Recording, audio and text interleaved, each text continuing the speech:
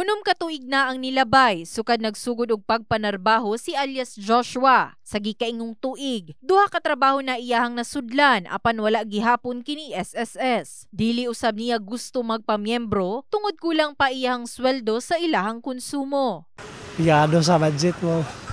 So ang imuhang kuan siya, ang imuhang sahod. Gamay po tayo. Mausab si alias Ryan, nga 18 ka tuig ng construction worker. Apan niaging tuig 2023 pa lang nagpamiyembro sa SSS. Gustuhon man niya nga matagbulan mag-contribute, apan tungod sa walay permanenteng income, nag-self-employed na lang.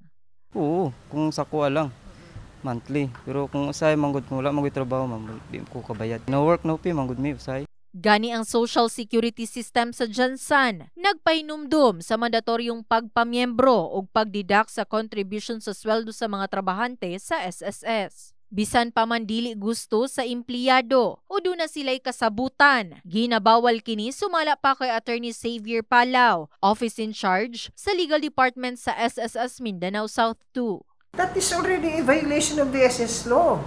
Section 19, sinabi niya na merong employee share si employee doon sa contributions. Pag umayaw siya, di isa na siya sa hindi tumupad sa batas ng SSS. So, mananagot na rin siya, criminal liability na rin yun. Ang gikaingong lihok, paglapas sa Social Security Act, asa pwedeng mapreso ug dili maubos sa unom ngadto 12 ka tuig ang parehong employer ug empleyado. In the heart of changing lives, kini si Liza Labajo, Brigada News.